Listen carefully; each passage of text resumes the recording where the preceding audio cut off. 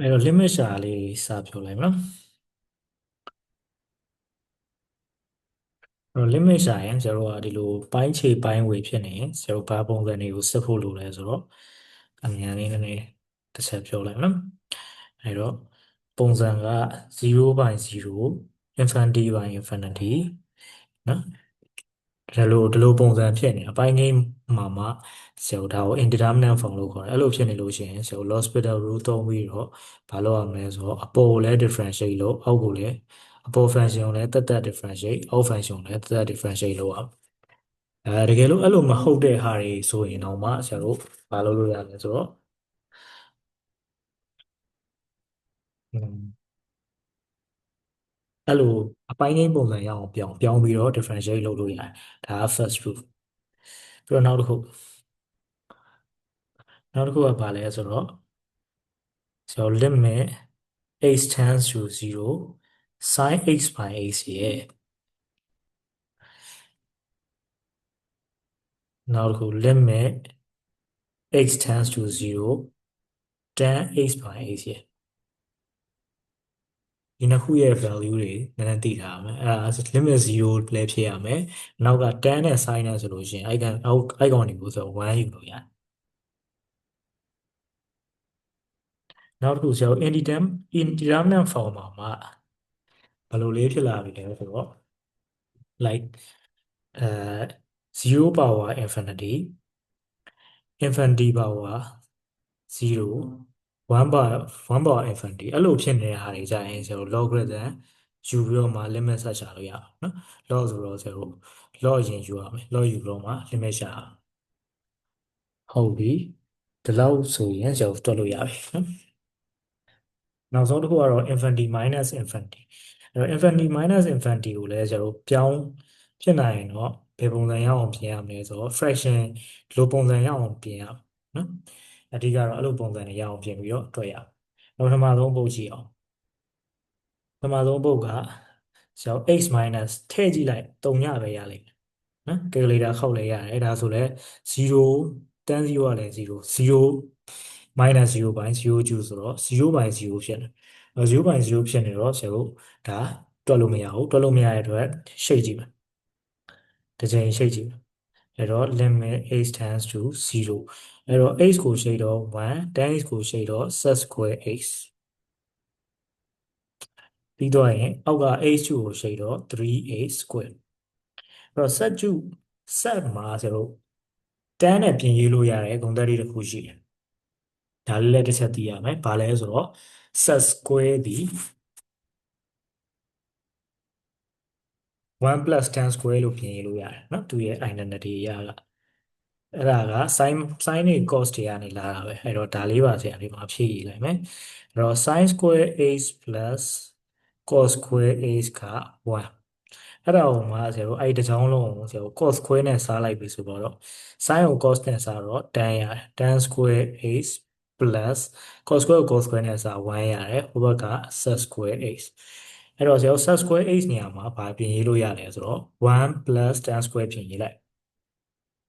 နော်အဲ့တော့ဒီမှာရှိတဲ့ set square နေရာမှာဆရာပြင်ရေးလိုက်အဲ့တော့ဘာလဲဆိုတော့1 minus 1 minus tan square ဖြစ်အောင်ပေါ့နော် minus မန်ကြတယ်လို့လေ plus အဲ့ဒါကိုမှဆရာခွင်းဖြုတ်လိုက်မယ်ဆိုရင်တခါတည်းလက္ခဏာကအနှုတ်ဖြစ်သွားမယ်အလေကလက္ခဏာအဲ့တော့ဆရာတခါတည်းရေးလိုက်မယ်အဆင့်တွေအများကြီးထည့်ကြည့်လို့အောက်က3 a square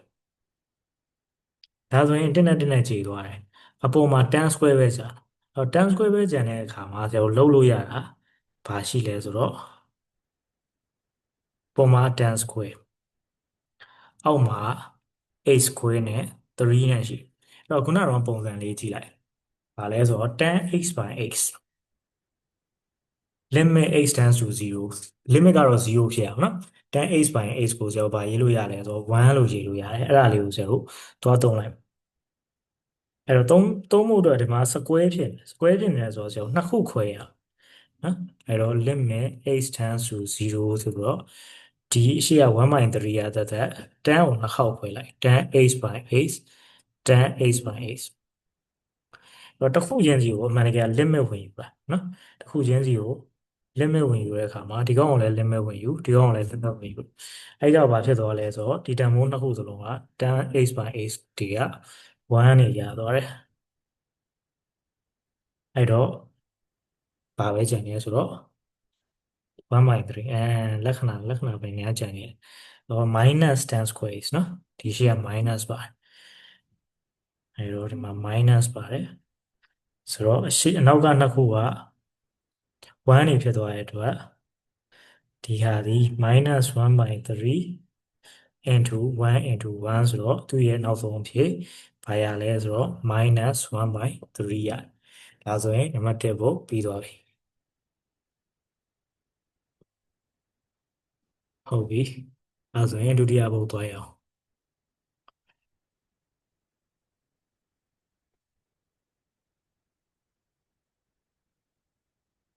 ဒီဟာဖို့သွားရအောင်အဲ့တော့ rules တွေကတော့ဒီပုံစံအတိုင်းပဲသွားမှာနော်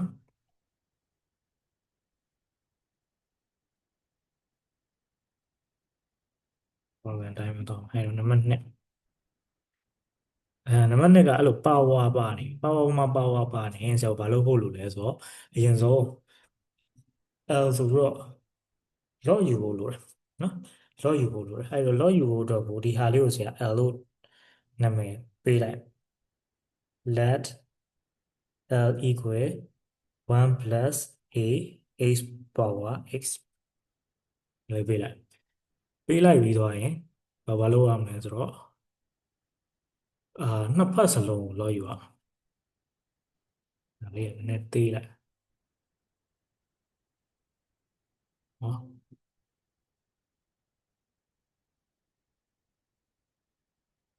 ဆရာနှစ်ဖက်စလုံးကို log ယူအောင်အဲ့တော့ log ဆိုရင်ဒီဘက်ကလည်း log 1 plus a over x whole power x log ယူလိုက်တဲ့အခါမှာသူ့ရှိမှရှိတဲ့ power ကိုဆရာအောက်ချလို့ရတယ်ဆိုတော့ x ကအောက်ကျပါမယ် x log 1 plus a over x ဒီဘက်က log l ဟုတ်ပြီအဲ့ကြတော့မှဆရာတို့ limit ရှာနော်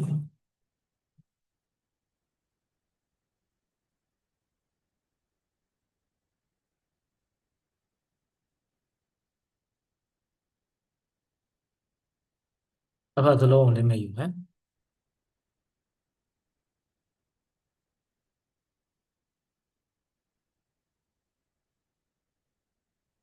ဟောရေးမရတော့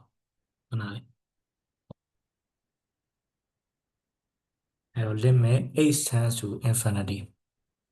log l equal ဟိုဘက်ကလည်းအတူတူပဲ limit h tends to infinity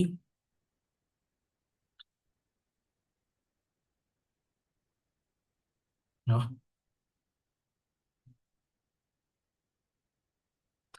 h tends to infinity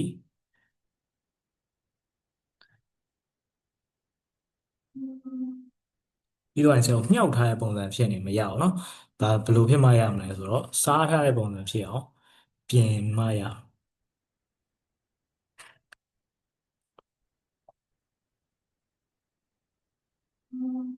အဲ့တော့ဒီဘက်က x log 1 plus a by x လို့ဖြစ်နေလို့ဆရာရှင်းမရဘူးရှင်းမရတဲ့အတွက်မလုပ်မလဲဆိုတော့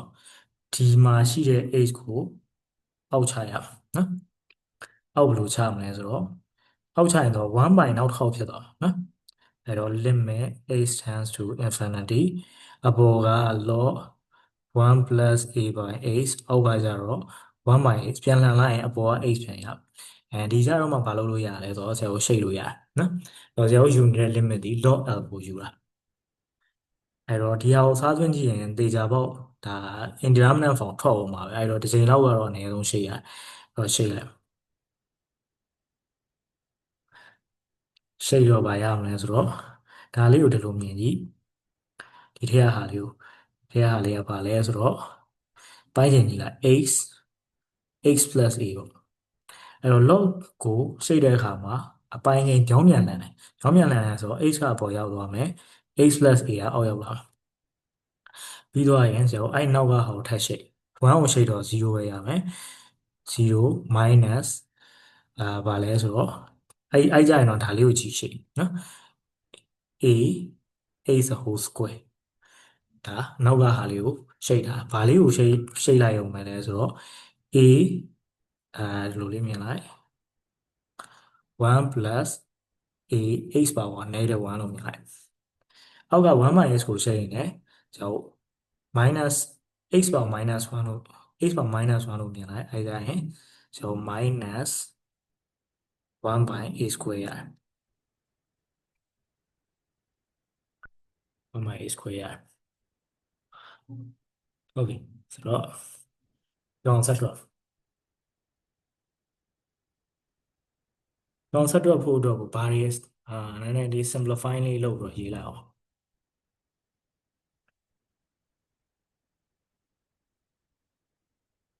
ဒါနေကြည့်နေ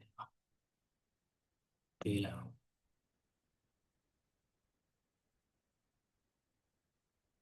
ဒီပြီးတော့အောက်ချလိုက်ဟော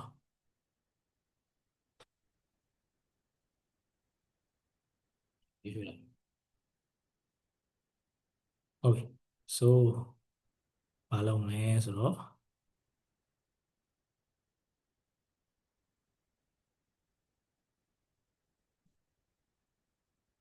နော်ညာဘက်ကဟုတ်ဆိုထပ်ပြီးတော့ရေးမယ်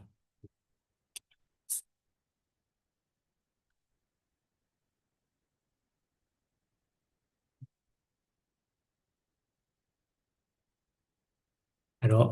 limit x tends to infinity အပေါ်မှာကဘာချင်လဲဆိုတော့ x by x plus a ချင်တယ်အနောက်မှာက minus a by a square ချင်တယ်အောက်မှာက minus 1 by a square ချင်တယ်ဆိုတော့ minus အချင်းချင်းကြည့်ရယ် a square ချင်းချင်းကြည့်ရယ် so ရတော့မယ်ဘာရသွားပြီလဲဆိုတော့ limit x tends to infinity အပေါ်မှာ ax အောက်မှာက x plus a ချင်တယ်တော့ infinity ထည့်ကြည့်ရပြီလားလို့ infinity စသဖြင့်အဲ့တော့ infinity နဲ့ a နဲ့မြောက်ရင် infinity ရမယ်။အောက်မှာလည်း infinity နဲ့ a နဲ့ပေါင်း infinity ပဲရတယ်။ဒါ infinity by infinity ဖြစ်နေတော့မယ်။အဲ့တော့နောက်တစ်ခေါက်ထပ်ရှိနော်။အဲ့တော့ L'Hospital rule ကိုနှစ်ခေါက်သုံးရတယ်။အဲ့တော့ဘယ်မှာတစ်ခေါက်လဲဆိုတော့ L'Hospital rule ဒီမှာတစ်ခေါက်အခု L'Hospital rule ဒီမှာတစ်ခေါက်ထပ်သုံးနော်ဒီဆက်မှာတစ်ခေါက်ထပ်သုံးဆိုတော့ဒါကတော့ရှိတာလွယ်သွားပါပြီ x ကိုရှိရုံပဲဆိုတော့ limit x tends to infinity ax ကိုရှိရင် a ရ1 x plus 1 a ကိုရှိရင်1ပဲကျန်တယ်1 plus 0ပေါ့လေ1အဲ့တော့ကျွန်တော်ဘာရပါလဲဆိုတော့နောက်ဆုံး a ရတယ်နော်ဒါမဲ့ပြီးပြီလားဆိုတော့နည်းနည်းလေးကျန်သေးတယ်ရောက်ရှာရင်က log မပါဘူးနော်ရောက်ရှာနေတဲ့အဖြေသူတကယ်လိုချင်တဲ့အဖြေက log မပါဘူးဇေယောက်ရတာ log ပါတယ်အဲ့တော့ log l ရဲ့ limit ကြီးရတာနော်အခုရတာ log l ရဲ့ limit ကြီးဘာကြီးလဲဆိုတော့ a ရတယ်အဲ့တော့ log ကိုဖြောက်ချင်ရင်ဇေယောရဲ့နောက်ထပ် rule တစ်ခုရှိတယ်ဘာလဲဆိုတော့ဒါတော့ log x equal to y ဆိုရင်ဒါဇေယောဘယ်လိုပြောင်းရလို့ရလဲဆိုတော့ x equal e power y လို့ပြင်ရလို့ရတယ်နော်ဒီ rule ညာဘက်ထောင်းလေးမှာရေးလိုက်အဲ့တော့ဒီမှာဗာထည့်လိုက်မလဲဆိုတော့ဟို L ကိုပဲလိုချင်တာဖြစ်တဲ့အတွက်ဟိုဘက်ကိုထွာလိုက်ရင် e power a ဖြစ်သွားတော့ဒါအဖြေပဲနော်အဲ့တော့သူရဲ့နောက်ဆုံးအဖြေဆိုရင် e power a limit L ရဲ့ဟာပေါ့နော် limit h tends to infinity L ဆိုတော့ဒီဟာလေးအဖြေပဲဆိုနံပါတ်2ပြီ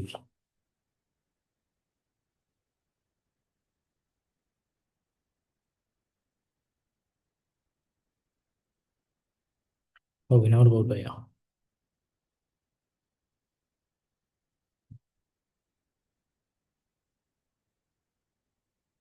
နောက်တစ်ပုဒ်မှတ်တော့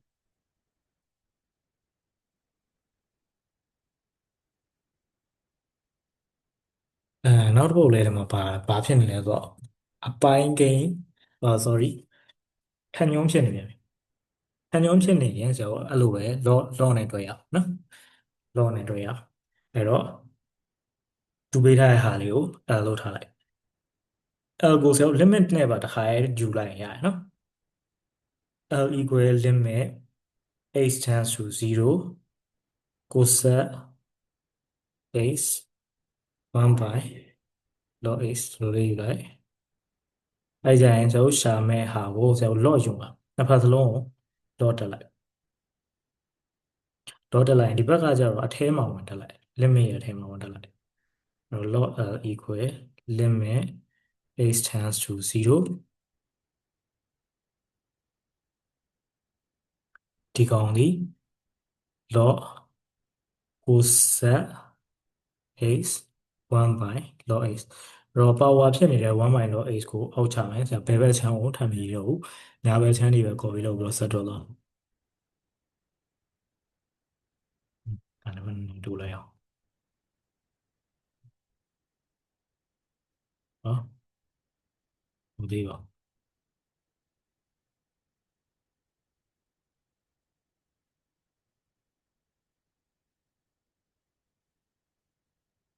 အဲ့တော့အောက်ချလိုက်ရင် limit h tends to 0 1 by log h ပြီးတော့ရင် log cosec h log ကနှစ်ခုတော့ပါတယ်နော်အဲ့မှာကြောင်သွားတယ်အဲ့တော့ဘာပုံစံဖြစ်နေပြီးသားလဲဆိုတော့ကျွန်တော်အပိုင်းငင်းပုံစံတွေပေါ်နေပြီးသားအဲ့တော့အပေါ်မှာက log cosec h အောက်မှာက log h ဟုတ်ပြီဒါကတော့ဆရာတို့အစားသွင်းကြည့်မနေနဲ့သိကြရတယ်ဒါ in indeterminate form ဖြစ်နေပါအဲ့တော့ဆရာတို့တစ်ခေါက်တော့အနည်းဆုံး loss feeder root သုံးလို့လို့ဒီမှာဆရာ loss feeder root သုံးလိုက်ဒါဆိုရင်ဘာဖြစ်သွားမလဲဆိုတော့အရှိကအဲ log ကိုရှိရင်ဆရာတို့ပြောင်းပြန်နိုင်ရေးဆိုတော့1 by cosec h ပြီးတော့ရင်ကိုဆက်ကိုထပ်ရှိကိုဆက်ကိုရှိတာကကိုဆက်နဲ့ cos နဲ့ဟာဒီ trigo ဟာလေးတော့ formula တွေရှိတယ်နော် formula တွေပြန်သွားကြည့်လို့ရတယ်ဟုတ်ပြီအောက်က log h ကိုရှိတော့1 by h အဲ့တော့ဘာတွေဖြစ်သွားပြီလဲကြည့်လိုက်နော်ကိုဆက်နဲ့ j ရဲ့ minus ချက်တယ်အဲ့တော့ tan h နဲ့1 by h နဲ့ချက်တယ်နော်ကိုဆက် tan h တဲ့ရေးပြောတော့ cot h လို့ပြောတော့ကိုဆက် h cot h ကျန်အဲ့တော့ကျန်တဲ့ဟာလေးတွေက limit x tends to 0 1 by x ကိုပေါ်တင်လိုက်တော့ x အရှိမအနှုတ် cot x ဟုတ်ပြီ cot ကဘယ်လိုပြောင်းလို့ရလဲ cot က1 by tan ပြောင်းလို့ရတယ်เนาะ tan နဲ့ပြောင်းမယ်ဟုတ်ပြီဒါဆိုရင်ကျွန်တော်သုံးညင်တဲ့ rule လေးနည်းနည်းရအောင်လိုက်ပြီးတော့ဆွဲကြည့်နေပါเนาะတော့ကျွန်တော်ရှာနေတာ log l equal to ဘာရအောင်လဲ log l equal to ဘာရအောင်လဲဆိုတော့ minus h by tan h ရတယ်နော်အရှိမတော့ limit ရှိတယ်တော့ minus h by tan h ဆိုတော့လည်းဘာပဲလဲဒါဆရာတို့သိတဲ့ tan h by h နဲ့ပြောင်းပြန်ဖြစ်နေတာပဲရှိတယ်အဲ့တော့အဲ့နေရာမှာဆရာ1သွားထည့်လို့ရတယ်အဲ့တော့တစ်ခုလုံးကြီးဒီ minus 1ဖြစ်သွားပြီနော် limit မလို့တော့အဲ့တော့ဆရာတို့ရှာတယ် log l က minus 1တော့ l ကိုလိုချင်ရင်ဒီဘက်မှာe ကိုဟိုဘက်သွားလိုက် e power minus 1ဆိုတော့1 by e ရတယ်ဒါဆိုလို့ရှိရင်ဆရာတို့ရဲ့L ကဘာလဲပြန်ကူးပေးလိုက် L က limit h tends to 0 cosec h 1 by log h ဒါက1 by e နော်ဒါကြီးထွက်လာဒါဆိုရင်တတိယပုတ်ပြီနားလေသူတွက်တဲ့ဟာဆရာဒုတိယပုံစံနဲ့တတိယပုံစံတွေကဘယ်ပုံစံနဲ့တွက်လဲဖတ်စာကိုတစ်ချက်ပြန်ကြည့်လိုက်အောင်ပါ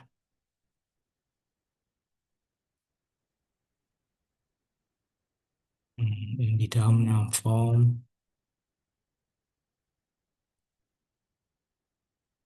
တော့ရင်ယူလား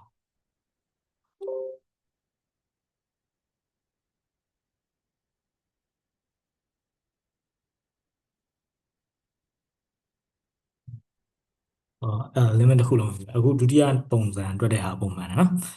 ဟုတ်ပြီ so နောက်ဆက်သွားကြမယ်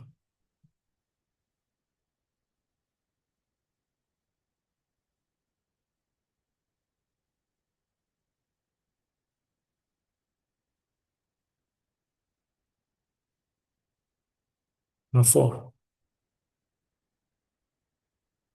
10x ဒါလည်းပုံစံတူပဲเนาะ power အပေါ်မှာရှိနေရင်ကျွန်တော်လုပ်လို့ရသည်တစ်ချောင်းမြန်ပြန်လိုက်sorry log ယူလိုက်ပြောတာ log ယူပြီးတော့ဆက်တွက်ရင်ရတယ်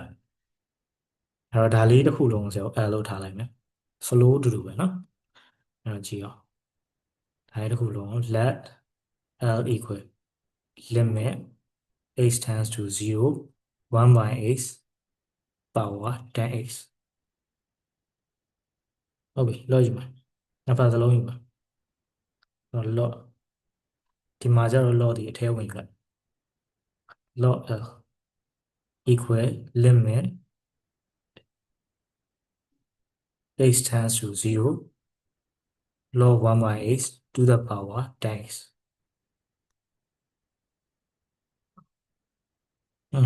အောက်ချဘယ်ဘက်ကိုဆရာပြန်ဆက်မရတော့ညာဘက်တွေပဲတုံးသွားတော့ဒါလေးနည်းရွှေ့အောင်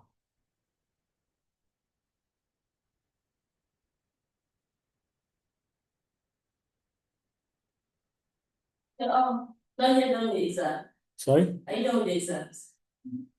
sorry Exams, are you done? yeah finish Kiss more than see you so ဒီကောင်က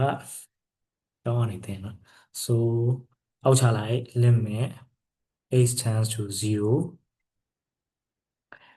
10x ကိုအောက်ချလိုက်တော့ 10x log 1 by x အဲ့တော့မြောက်တဲ့ပုံစံဖြစ်တယ်မြောက်တဲ့ပုံစံဖြစ်နေကြတော့ loss beta rule ကသုံးလို့မရအောင်အဲ့တော့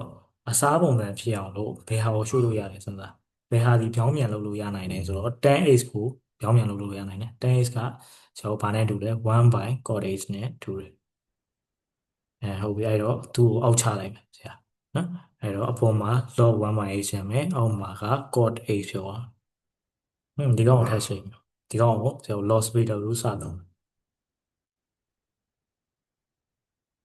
အဲ့တော့ loss beta rule သုံးရင်ဒီဘက်ကcot x ကဘာဖြစ်သွားမလဲဆိုတော့ minus cosec square ဒါရှိတ်တာလေးတော့ formula လေးရှိတယ်နော်အဲ့တော့ log 1 by x ကိုရှိတ်ရင် log 1 by x ကိုရှိတ်လဲရရပါတယ်နော် log 1 by x ကိုရှိတ်ရင်1 by x ကိုပြောင်းပြန်လာတော့ x ပြီးတော့ရင်1 by x ကိုထပ်ရှိတ် minus 1 by x square ဘာကိုရှိတ်နာလဲဆိုတော့ x ပါကို minus 1ကိုရှိတ်ဒါလေးရပါတော့ခြေလို့ရတယ်ခြေလိုက် x တစ်ထပ်ခြေတယ်ဒီမှာတစ်ခုခြေ minus 1 by x ပဲကျန်အဲ့တော့ minus နှစ်ခုပါထပ်ခြေလိုက်ဆိုတော့တို့ပြန်ပြီးတော့အစီအစဉ်ကြောက်ပြန်ရေးမယ် limit x tends to 0ကိုဆက်ဒီလိုလေးဖြစ်မှာပေါ့အပေါ်မှာ1x ကလည်းဆရာအောက်ချလိုက်နော်ဒီပိုင်းချိန်မှာပဲရှိနေအောင်ဆိုတော့ x cosec square x ကျန်ဟုတ်ပြီဒီမှာဆရာတို့ဘာလုပ်လို့ရလဲဆိုတော့ cosec square က1 by cosec square ကဘာနဲ့တူလဲဆိုတော့ sin ပြောင်းမြန်နဲ့တူတာဟုတ်ဒီကောင်ကိုဆရာ1 by sin လို့ပြန်ပြင်မယ်နော်အဲ့တော့ဆရာတို့ရှာနေတဲ့ log l ဘာရနေပြီလဲဆိုတော့ limit x tends to 0 sin square x by x sin square x by x မှာဆရာတို့ဟိုဘက် formula ကိုသွားကြည့်လိုက်သုံးလို့ရတာဒါလေးရှိတယ်နော် sin x by x က1နဲ့တူတယ်သူ့ရဲ့ limit ကလည်း0ဖြစ်နေဆိုတော့တော်ပဲပေါ့ဒါလေးသုံးမယ်ဒါပေမဲ့ sin square ဖြစ်နေတော့ဆရာ sin တစ်လုံးကိုပယ်ထုတ်လိုက်နော် sin တစ်လုံးကိုဟိုဘက်ဘေးထုတ်လိုက် sin x by x ရဲ့ sin x တို့နှစ်ပိုင်းခွဲလိုက်နော်အဲ့ကြရင်ဒီဟာလေးကို limit ယူရင်1ရမယ်ဆိုတော့အနောက်ကဟာကိုကြတော့ sin 0ထည့်မှာပေါ့ဘာဖြစ်သွားပြီလဲဆိုတော့ limit limit နှစ်ခုစလုံးယူလိုက်တော့အရှိရဟာ1ရမယ်နောက်ကဟာ sin 0က0ရဆိုတော့0ပဲရ ပြီးပြီလားဆိုမပြီးသေးဘူးเนาะဆရာတို့ရှာမှာ log l ပဲရှိသေးတယ်အဲ့တော့ l ကိုလိုချင်ရင် e ပါဝါထပ်တယ် e ပါဝါ0က1အဲ့တော့နောက်ဆုံးဒီကောင်းရဲ့အဖြေက1ရတယ်အဲ့တော့ဒီမှာပြန်ရေးမယ်ဆိုလို့ရှိရင် limit x tends to 0 1 by x to the power tan x က1ရတယ်လေးပုတ်ပြီးလေးပုတ်ပြီးဘက်ထရီလည်းကုန်တော့မှာနော်ကြည့်လိုက်အောင်နောက်ပိုင်းအပုတ်လေးနည်းနည်းလေး wrap ယူအောင်နော်5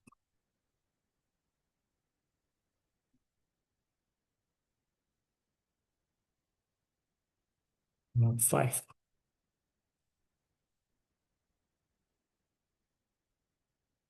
ဟုတ်ပြီဒီပုတ်လေးကနည်းနည်းစားတယ်ပုတ်လေးကနည်းနည်းစားတယ်ဘာနည်းနည်းတူတော့โอเค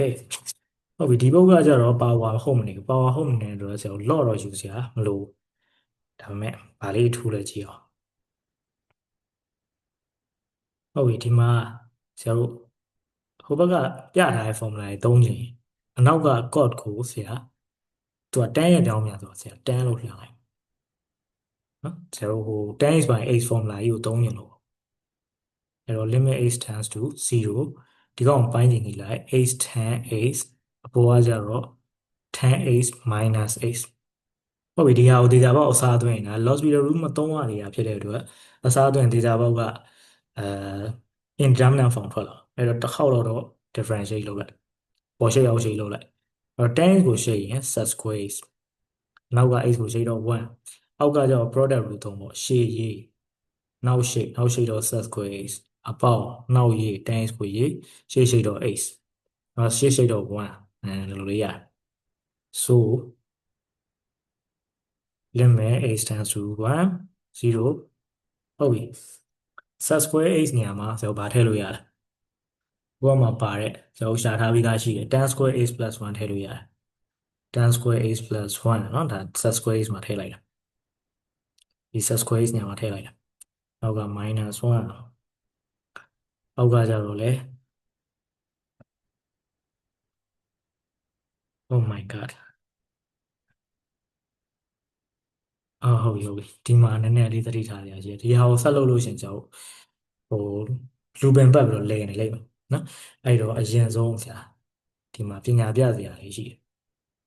ပညာပြစရာပါလဲဆိုတော့ဒီအောက်မှာရှိတဲ့တန်းကိုဖြောက်ရအောင်နော်တန်းနေရမ်းများနေအဆင်မပြေဘူးဒီအောက်မှာရှိတဲ့တန်းကိုဘယ်လိုဖြောက်ချင်လဲဆိုတော့ဆရာဒီမှာ x နဲ့မြှောက်လိုက်နော်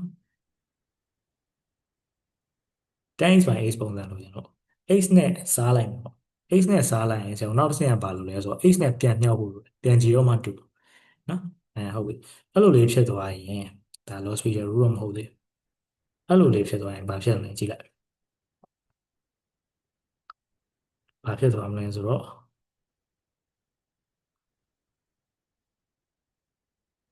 ဆရာအပေါ်မှာတော့ဒီတိုင်းပဲ tan x minus x အောက်မှာကျတော့ဆရာအပေါ်မှာရှိတဲ့ x နှစ်ခုကိုမြှောက်လိုက်တော့ x square ရယ် tan x by x ရယ်ရှိသွားပြီနော်အဲ့တော့ tan x by x ပုံစံလေးလိုချင်လို့ကျွန်တော်လုပ်လိုက်တာအဲ့တော့ဒီကောင်ကို limit ယူလိုက်ရင်1ရတယ်နော်အဲ့တော့ကျွန်တော်နည်းနည်းလေးပိုလွယ်တာထွက်လာတယ် product rule တွေပါမလို့တော့အဲ့တော့ tan x minus 6အောက်က x square ဟုတ်အဲ့တော့ဒီနေရာအရေးကြီးတယ်နော်ဒါမရှိရဘူးနော်ကျွန်တော်ဘာလုပ်လိုက်တာလဲဆိုတော့သူ့ကိုကျွန်တော်လွယ်တဲ့ပုံစံလေးပြင်ယူလိုက်တာဒါရပြီဆိုတော့မှကျွန်တော်ရှိတ်လိုက်တော့ loss speed rule နဲ့ရှိတ်ရှိတော့ tan x ကိုရှိတော့ခုနအတိုင်း set square x minus 1အောက်ကဟောရှိ 2x ဟုတ်ပြီနော်ဒီတော့ loss speed rule သုံးတယ်ဟုတ်ပြီဒါဆိုရင် set square x minus 1မှာအစားသွင်းကြည့်အောင်ဘာတွေပဲထွက်မလဲဆိုတော့0 by 0ပဲထွက်သေးတယ်နော်ဒါကြီးကို indeterminate form ရှင်းကြည့်ရင်0 by 0ဖြစ်တယ်အဲ့တော့ကျွန်တော်ပြန်အောင်မယ် set square x minus 1 set square x ကဘာလို့ရေးလို့ရလဲဆိုတော့1 plus tan square x ပြင်ရေးလို့ရတယ်ပေါ်မှာစက်တော့နော်အဲ့တော့ set square x နေရာမှာ1 plus tan square x အနောက်က minus 1ဒီကောင်ဆရာ set square x ကိုပြင်လိုက်တာနော် အောက်ကပါလဲဆိုတော့အောက်က 2x အဲ့တော့ဒီမှာကြည့်1နဲ့1နဲ့ထပ်ကြည့်1နဲ့1နဲ့ထပ်ကြည့်ရင်အပေါ်က set square x အာအပေါ်က sorry tan square x အောက်က 2x ဒီလိုလေးကျန်တယ်အဲ့မှာနောက်တစ်ခါအစားသွင်းကြည့်ရင်0/0ဖြစ်နေတော့မယ်အဲ့တော့ဘာလုပ်မလဲဆိုတော့ခုနကတော့ tan ရဲ့ဟာကိုထပ်ကလေးလေးအသုံးချအဲ့တော့ဒီမှာဆရာ tan x နဲ့အောက်မှာ x လေးပုံစံနဲ့လုပ်လိုက်အဲ့တော့ပြောရမယ်ဆို tan ကိုနှစ်ခုခွဲခြားလိုက်တယ်အပေါ်က tan ကို tan x နဲ့ x အောက်မှာလည်း2နဲ့ x ကိုခွဲခြားလိုက်နော်အဲ့လိုရေးလိုက်2နဲ့ x ကိုခွဲခြားလိုက်ဟုတ်ပြီနော်အဲ့ကြရင်ဒီအနောက်ကဟာကဆို limit ယူလို့ရသွားပြီဒီကောင်ကြီးကတစ်ဖြစ်သွားဆိုတော့ tan x by 2ပဲကျန်တယ်နော် tan x by 2ကဆို0ထည့်လိုက်ရင် tan 0က0အနောက်ကကျတော့1ဆိုတော့ဘာရလဲဆိုတော့0 3ညတိုက်ပါဒါဆိုရင်တော့ငါပြီတော်ပြီ let's go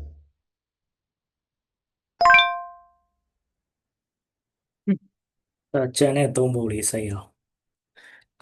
ကျန်တဲ့သုံးဖို့လေးစိတ်အောင်အဲ့တော့ဒီတစ်ခုကလည်း0တွေတွန်းကြည့်လိုက်0တွေတွန်းကြည့်လိုက်ရင်0/0ဖြစ် is like 0/0အဲ့တော့ indeterminate form ဖြစ်အဲ့တော့0လောက်ရမှာပြီ differentiate လုပ်ရမယ်ပိုင်းကိန်းပုံစံလေးဖြစ်နေပြီဒါဆိုတော့အစင်းနဲ့မယ်0 differentiate tan လို့အပေါ်ရှိအောက်ရှိ dot square root tan သုံးရမှာ so limit x tends to 0ဒီမှာရှေ့ရဟာကproduct ကိုသုံးရ x e power a ဆိုတော့ x နဲ့ e power a နဲ့ပေါ့နှစ်ခုเนาะအဲ့တော့ရှေ့ရေး x ကိုရေးလိုက်နောက်ကိုရှေ့ e power x က e power x ပဲနောက်ရေး e power x ရှေ့တော့1လော့ကိုရှေ့ပဲလော့ကိုရှေ့ရင်ပြောင်းပြန်လှန်လိုက်1 by 1 plus 6အထက်ကကွင်းကထပ်ရှေ့ရင်1ပဲရမှာဆိုတော့ဒီတိုင်းပဲအောက်က x square ကိုရှေ့ 2x ဟုတ်ပြီဒီအဆင့်မှာဆရာကိုထပ်ပြီးတော့simplify လုပ်လို့မရတော့ဘူးမရတဲ့အတွက်ထပ်ပြီးတော့အစားသွင်းကြည့်0 0 0/0သွင်းကြည့်အောက်က0အပေါ်မှာလည်း0 plus 1 e power 0က1เนาะ minus အနောက်ကလည်းအစားသွင်းလိုက်1 by 1ဖြစ်နေတော့1ဆိုတော့ဘာပဲလဲဆိုတော့ဒီအောင်လဲ0/0ဖြစ်နေတယ်မရသေးဘူး it's not okay 0/0ဖြစ်နေမရသေးဘူးအဲ့တော့ဆရာ lost Peter rule ပဲထပ်သုံးကြရအောင်ဒီအဆင့်မှာထပ်သုံးတာနော်ဘယ်မှာတွေသုံးလိုက်ရလဲဆိုတော့ဒီအဆင့်က lost Peter rule ဆင့်ဒီကောင်လည်း lost Peter rule ဆင့်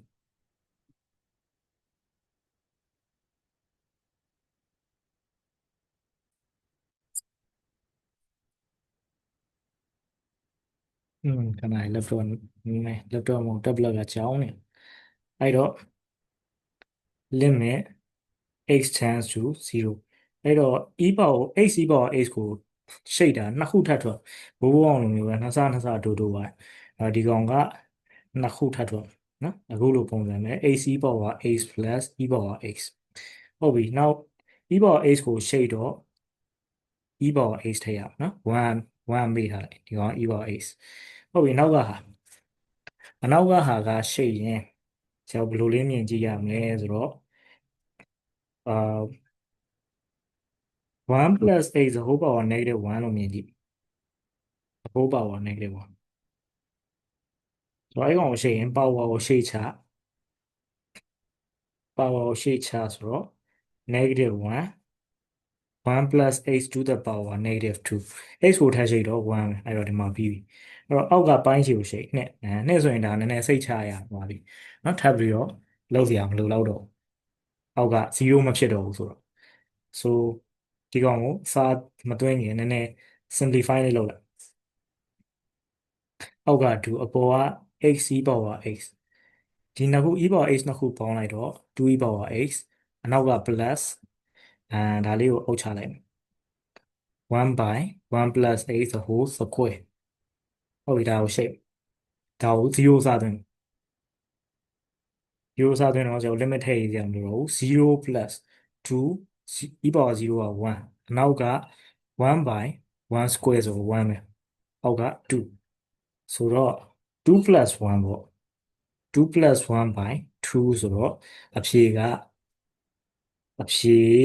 3 by 2ရတယ်โอเคဒါကနံပါတ်လောက်ပါလေနံပါတ်6ခုမြောက်ဖြစ်နေโอเคနောက်တစ်ခုသွားမယ်လေးရဘယ်လို copy လုပ်ရလဲဟုတ်ဒီပေါ့ဒီကျန်တဲ့နှစ်ပုဒ်ကတော့နည်းနည်းလွယ်သွားပါပြီ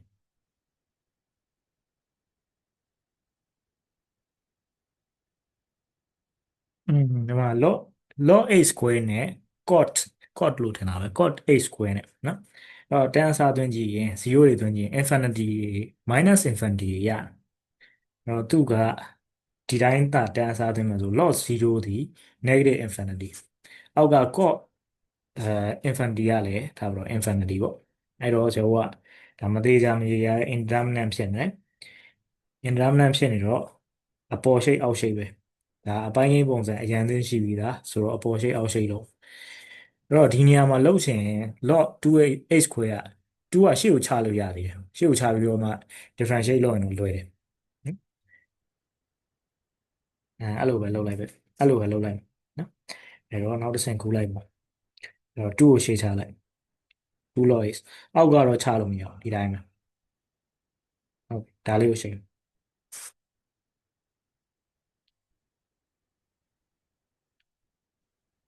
ဆိုတော့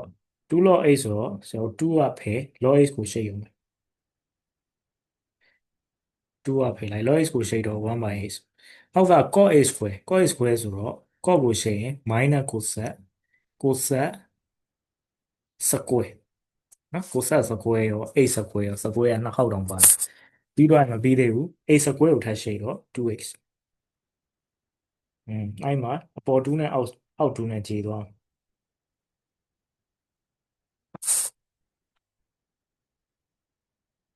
ဟုတ်ပြီဒီမှာဆရာတို့ဘာဖြစ်မလဲဆိုတော့နည်းနည်းလေး rearrange ပြန်လုပ် limit x tends to 0 cosec square ကဆရာတို့1 by cosec square လို့မြင်လိုက်သူကအောက်ရောက်နေနော်ဒါလေးက1 by cosec square 1 by cosec square အပေါ်လှန်တင်ရင်ဆရာတို့ဗာလဲဆို sin square ပေါ့ဒီဟာလေးဒီဆရာတို့ဘယ်လိုမြင်ရမလဲဆို1 by cosec square လို့မြင်လိုက်အပေါ်လှန်တင်လိုက်ရင် sin square h square ဖြစ်သွားပြီးတော့ဆရာတို့ရဲ့ x နှစ်ခုကပိုင်းခြေမှာလို့ပြောလို့ရတယ်ပေါ်ကတစ်ခုနဲ့အောက်ကတစ်ခုနဲ့အဲ့တော့ဆရာ h square အောက်မှာရေးမယ်အနှုတ်ပါsin square h square တဲ့နော် limit h equal 0ဟုတ်အဲ့တော့ဒီဟာဒီဆရာတို့ဟိုဘက်က limit ကိုသုံးဖို့စဉ်းစားကြည့်အောင် limit sin by h က0တော့ဖြစ်တယ်ဒါပေမဲ့အခုပုံစံနဲ့နည်းနည်းกว่าအခုက sin square အောက်မှာတော့လေ h square ဒါပေမဲ့အရှိရဟာက h tends to 0ဖြစ် h tends to 0ဖြစ်တယ်တကယ်လို့ဒီဟာက square ဆိုရင်ကျတော့ဒီ rule ကိုတစ်ခါတည်း apply လုပ်လိုက်လို့ရတယ်နော်အခုက square တော့ဖြစ်နေလို့ရှိရဟာအဲ့မှာဒုက္ခတွေ့အဲ့တော့ဘာပဲလုပ်လို့ရမလဲဆိုတော့ဒီကောင်အစားသွင်းကြည့်ရင်ရောကျွန်တော်0ဖြစ်ပြီဟိုဟာဖြစ်ပြီလား indeterminate လွတ်ပြီလားဆိုတာကြည့်ကြည့်0 by 0ဖြစ်နေတော့မလွတ်သေးဘူး indeterminate မလွတ်သေးဘူးမလွတ်သေးတော့ကျွန်တော်နောက်တစ်ခေါက်ထပ်ရှိလိုက်နော် loss speed root ထပ်သုံး loss speed root ဒီမှာလည်းနှစ်ခေါက်သုံးရတယ်ဒီမှာတစ်ခေါက်ဒီအောက်မှာတစ်ခေါက်နော် loss speed root သုံးရအောင်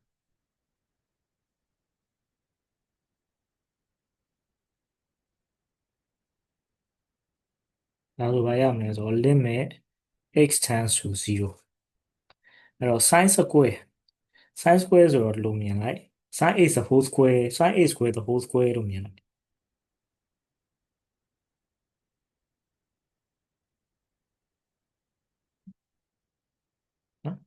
နှုတ်ကတော့ခဏဖယ်ထားတယ်အဲ့တော့ power ကိုရှေ့ချ power ရ1နှုတ်နဲ့ရှေ့ minus power ရှေ့ချတော့2 power ရ1နှုတ် sin square ပြီးပြီလားဆိုမပြီးသေးဘူး sin x ကိုထပ်ရှေ့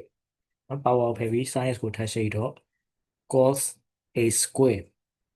sin မရှိတော့ cos ပြီးပြီလားဆိုမပြီးသေးဘူးဒီထက်က a square ကိုထပ်ရှေ့ဆိုတော့ 2x နဲ့ရှေ့ဟုတ်ပြီအောက်ကရှေ့တော့ 2x ရအဲ့မှာဖြောကြီးအောက်နဲ့ပုံနဲ့လမ်းချီလိုက်ဆိုတော့အောက်မှာဘာမှမကျန်တော့အောက်မှာဘာမှမကျန်တော့လွယ်သွားပြီ0/0ထွက်เสียအကြောင်းမရှိတော့နော်ဒါပေမဲ့တေချာအောင်စားသွင်းကြည့်ဟိုကျန်တဲ့ဟာတွေကဘာတွေကျန်လဲဆိုတော့ဘယ်မှာတော့ရေးလိုက်ကျန်တဲ့ဟာတွေကဘာတွေကျန်လဲဆိုတော့ limit x tends to 0 minus 2 sin x square cos a square ကျန်တယ်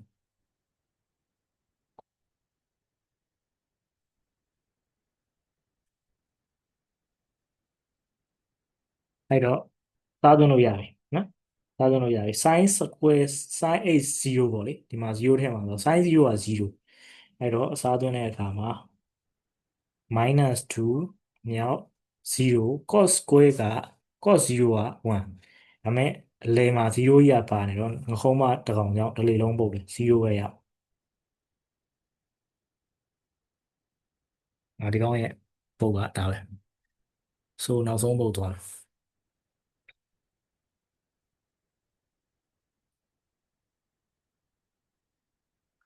ကိုဆက် h လို့ဒါလေးကလွယ်ပါတယ်ဒါလေးကသိမကော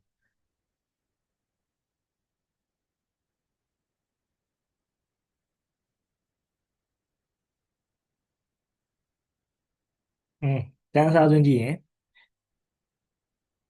log 0ဒီ negative infinity ကိုဆက်0က infinity နော်ဘာလို့လဲဆိုတော့1 by sin 0ဆိုတော့သူက1 by 0ဆိုတော့ infinity ဟောတော့ infinity by infinity indeterminate shape limit x tends to 0ကိုဆက်ကိုရှိရင် minus ကိုဆက် x ပြီးသွားရင် cos x log ကိုရှိရင်1 by x ဟုတ်ပြီအဲ့မှာဆရာတို့လုပ်လို့ရတာတခုရှိတယ်ဘာလဲဆိုတော့ကိုဆက်က minus 1 by sin 1 by sin x ဟိုအောက်က1 by x ကဘာဖြစ်သွားမလဲပေါ့အပေါ်တင်လိုက် x ဖြစ်သွား cos x လိုလေးဖြစ်လာ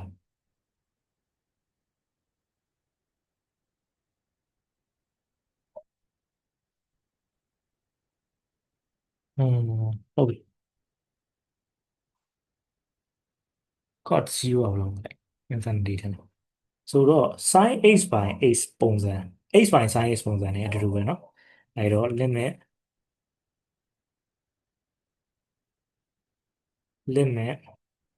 x tends to 0ဒီရှေ့က minus x by sin x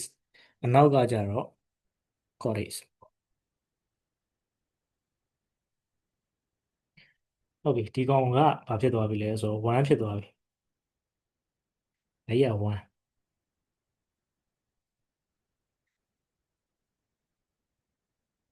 သူကဒီမှာတော့0 plus တွေ0 minus တွေပေးထားတယ်နော်တကယ်တော့မပေးထားဘူးထပ်ရှိလည်းလုံးလို့မရဘူးဆိုဒီကောင်က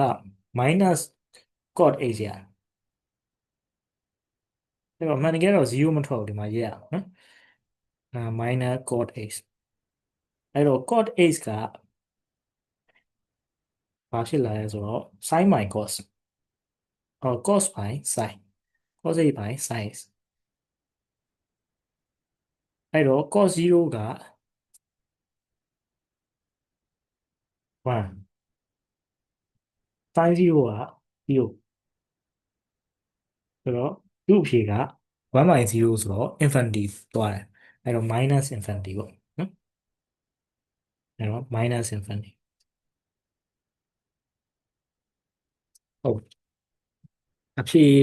ရှိရင်တော့တိုက်ကြည့်ပေါ့ဒူလားတော့မသိဘူးဒီကောင်က plus or minus ဖြစ်နိုင်တယ်မတကယ်တော့ okay ဒီလောက်ပဲ